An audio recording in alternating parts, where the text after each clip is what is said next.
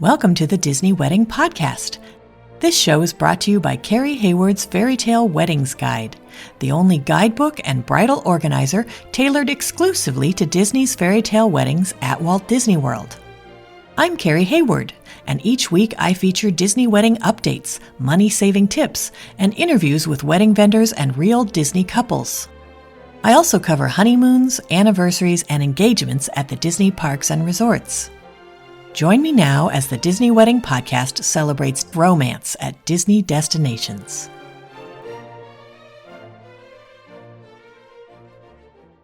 Today on the Disney Wedding Podcast, I am speaking with Kanter Dans about her ceremony at EPCOT's World Celebration Gardens with a reception at the French Island in EPCOT as well. I thought you guys would be interested to hear how she chose those locations and what it was like being the first morning wedding held at World Celebration Gardens, and of course how everything turned out. So welcome, Kim. Hi, thank you. Thanks so much for being on the show today. I always like to start at the very beginning and find out how you and your fiancé decided that you wanted to have your wedding at Disney. That's a very good question. So we are obviously big Disney fans, which really grew more and more throughout the pandemic because we went quite a bit through the 2020 to 2024-ish. And we wanted to have a wedding that could include my daughter, and my daughter is currently in the Disney College program at Disney World. So that really helped push us to make sure that we had it out where she was because we knew she couldn't travel. And it sort of started from us doing let's do something really, really small to, okay, I guess we're going to do it big and go all out and do it at EPCOT, which is one of our favorite parks. That's awesome. So how did your friends and family react when they found out where the wedding was going to be? It was very mixed. People were, first of all, not surprised. When we said, guess what, we chose our wedding date, many of them said, oh, and let us guess, you're getting married at Disney. So they weren't surprised. There was a mixed reaction to whether or not they could travel because we did a middle of the week wedding. So we knew that there would be some challenges with scheduling. So it was very mixed. Interesting. So then how many guests did you invite and how many were able to make the trip? So we invited 100 and we had 31 that came. So about 30% of who we invited. Interesting. Are they mostly on the West Coast, all over the U.S.? They were mixed. They were all over. Because we were on the West Coast, we had probably a third from out here, and then we had a few from the Midwest, and then some who were out in the East Coast. Yeah, maybe more than a third, maybe a half to 2/3 were probably West Coast, I would say. I see. Okay. Did you set up a room block for your guests? We did.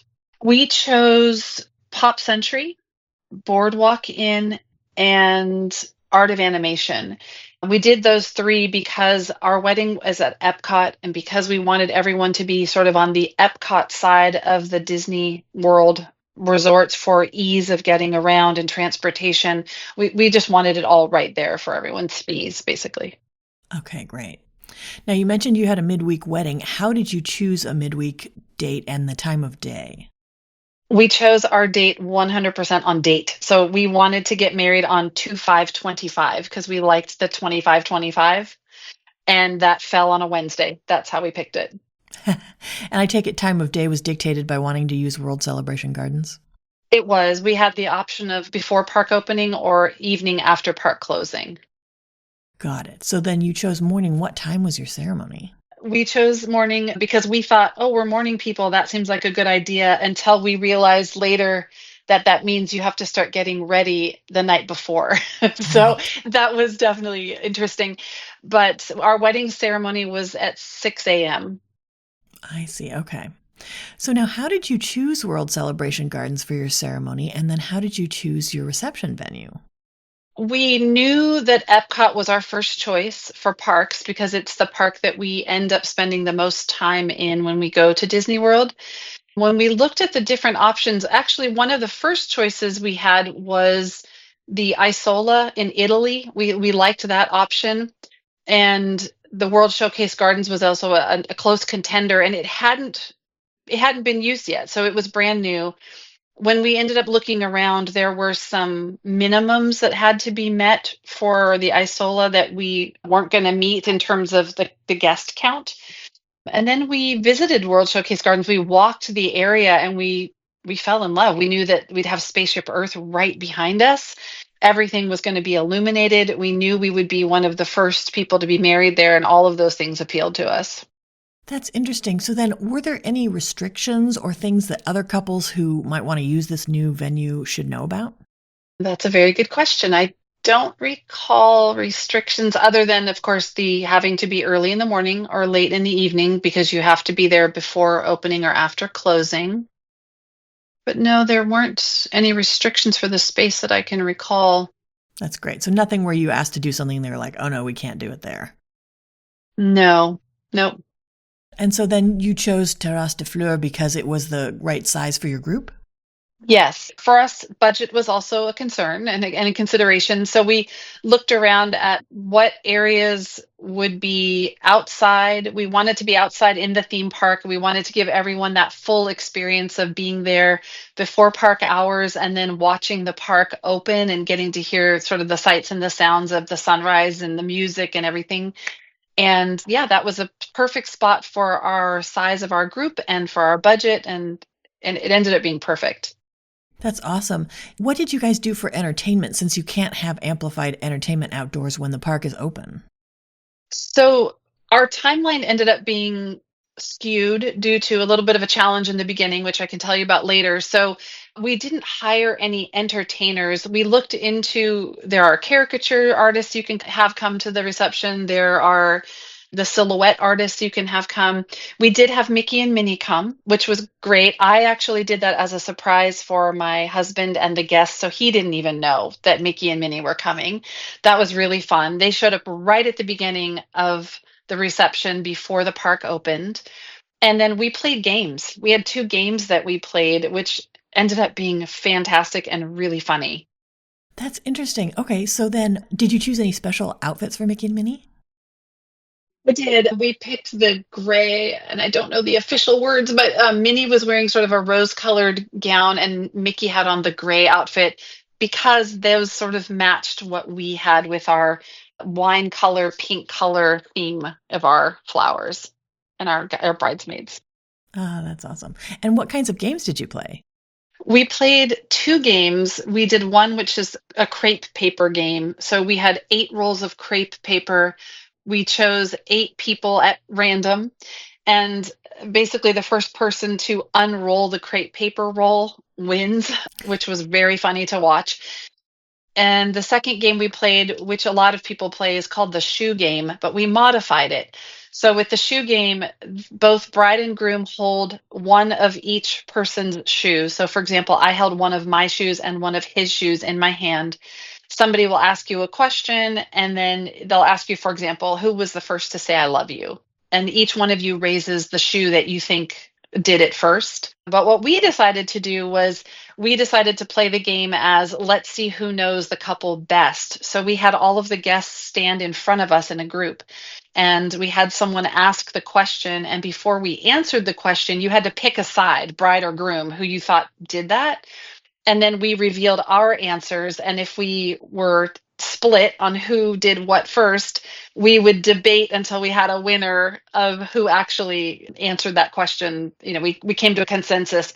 And then we ruled out people if they chose the groom and the answer was the bride. Everyone on the groom side had to sit down and we'd ask another question until we came down to who knew us best. That's awesome. Okay. Did you use any outside vendors for the portions of your event that you were able to? The only outside vendor we used were hair and makeup and Cinemedia, which was our videographer. My hair was Anayeli Tovar, who came with me from home from Los Angeles, California. And Amanda Mabry did my makeup. Outstanding. I love Amanda. She does hair also. We just had our own hair person. And then Cinemedia was Steve Graham, who we absolutely loved. And our photographers, Dan and Taylor, I would have invited them as guests to our wedding had I met them prior to having them as photographers. How did you choose your officiant? That was my sister. So we decided when we wanted to get married that we wanted a family member to be our officiant. And when I was mentioning it to my sister, before I even asked her the question, she volunteered and said she would do it. So it was perfect. It's wonderful. Now, do you guys have any menu items or cake flavors that you would recommend? The cake that we chose, which was funny, it surprised us that we chose the flavor that we did. We definitely did the cake tasting. I highly recommend if anyone has the chance to go in early and do the cake tasting, do it. My daughter, my husband, and I did it together, and we each tasted all of the flavors that we chose. And then at the end said, okay, everyone say what your first choice is. And we had identical first choices, which was the lemon, buttercream, and blueberry for our cake flavors. And we did a confetti cake.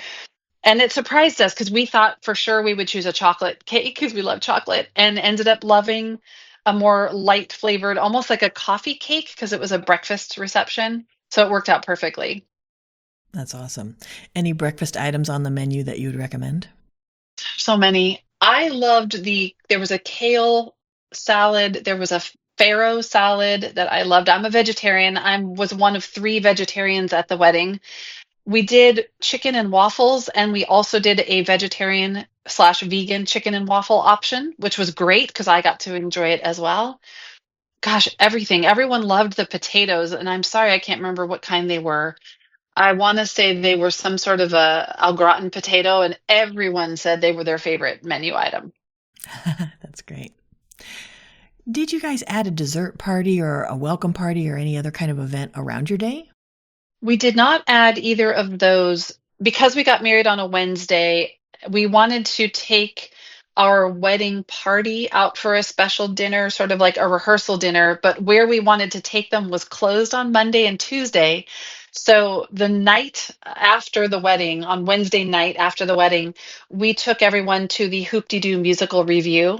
And it was a great way to end the day with a really fun show. They also celebrated us because we all went with matching t-shirts and, bride ears, and we had a great time at the show. That's a great idea.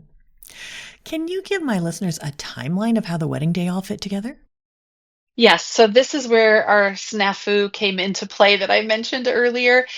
We were supposed to be picked up in the morning. The groom and the groomsmen were going to be picked up at 3:45 in the morning, bridesmaids and bride at 4:15 in the morning, so that we could go a little bit early and do a first look photo and do all of our wedding party photos before the guests arrived for the ceremony.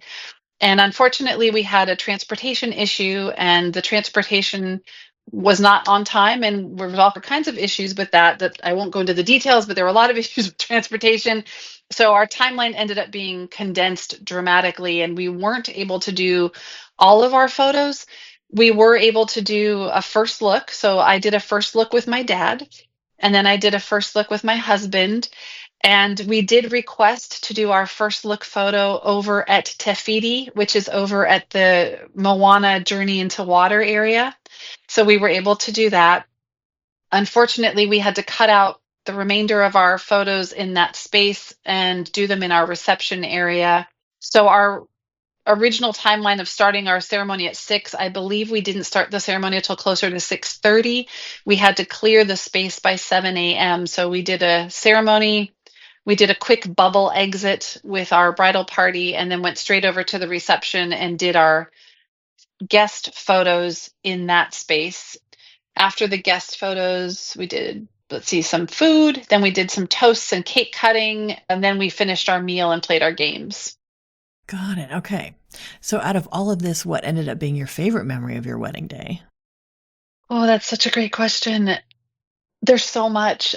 It's actually probably not even the wedding day. We had so much fun having our guests come in early and stay late. We spent time in theme parks before and after the wedding.